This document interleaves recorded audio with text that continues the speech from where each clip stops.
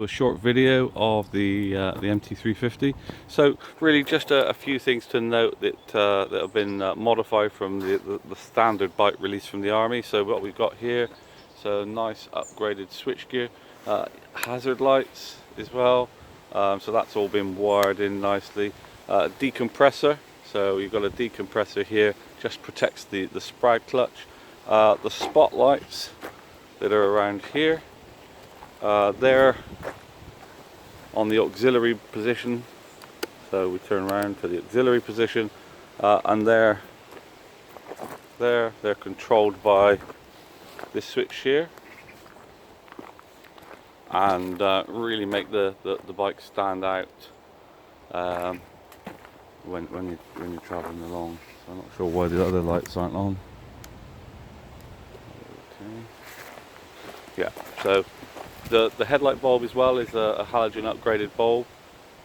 Probably these days you could get some kind of LED bulb for that as well, but pretty impressive, and not taking a lot of power off the battery as well.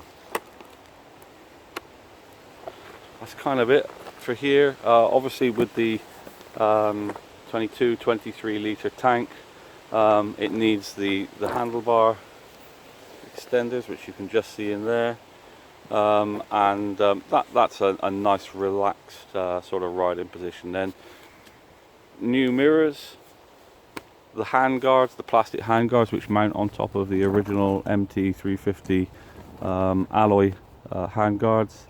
Heated grips, so the heated grips are wired in neatly here and controlled by that little Oxford controller. So that's kind of it there. You'll just notice lots of new bits. So the front mudguard is new, the rectifier is new, the gaiters are new. I did notice that one of the gaiters is split there, so I'll put a new gaiter on before the bike gets picked up. And also a reflector here, so I'll try and get hold of one of those reflectors as well. New tyres, so those tyres literally have just been put on and ridden up to the Isle of Man. The pads are pretty recent. I did lose a horn in the Isle of Man, so that's a new horn. Stainless steel exhaust all the way through, so that's no real advantage, but it's just obviously a little bit nicer than the standard exhaust. It does tend to rot out a little bit. The more I look at this bike, the more I remember about stuff that's been done. So the foot pegs, you notice the foot pegs. There's the original little skinny foot pegs underneath, and again these foot peg extenders were welded on the top of those original foot pegs. You'll notice again all of the original bolts have been replaced by marine quality Allen bolts with lock-in nuts and half a dozen washers and things. So some pretty good attention to detail there. The center stand spring I just replaced recently. That was another casualty of the Isle of Man, but that's been fixed now, and you can see there. You can just see the decompressor. Anything else to note? I don't think so. Everything works. The trip works. The speedo, I'm pretty certain the speedo records in kilometers. I don't think it records it in miles. But I think maybe the mileometer is in kilometers, but the speedo is in miles. Not sure. This speedo was replaced. You can see if you do a search on the history of the mileage, this speedo was replaced at 5,377 kilometers ago, and that's why I've put the mileage down as 16 mileage with the original speedo. And again, this was done by the previous owner, so I presume it's just a cosmetic thing. It does look quite nice. 12-volt outlet. That works. That's quite nice. Hi guys. The seat has been refurbished, so that's a new cover on the seat. New battery. The chain is new.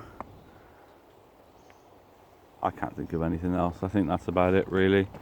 So let's start it up. So again, it hadn't cooled down so much. One of the things about the MT350 is they're not easy to get, for certainly the two I've had, three I've had. They're not really easy to get into neutral. So I find the best thing is to not try. It seems to hop between second and first, and then when the bike comes to a rest, I just pop it into neutral. So ignition on, run. Let's go. One of the things about these bikes when they were in storage is they were just left, and the carburetors used to get clogged up with evaporated petrol, and so they're notorious for not ticking over and for not revving cleanly. This one's fine. This one's fine.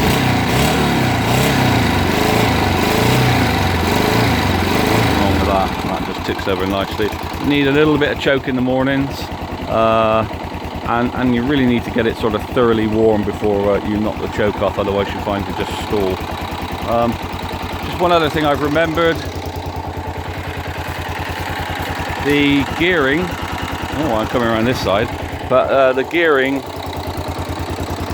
is quite high, so that means it's quite relaxed on the roads. It's probably perfect for adventure riding on these kind of trails, this sort of thing. Perfect for that.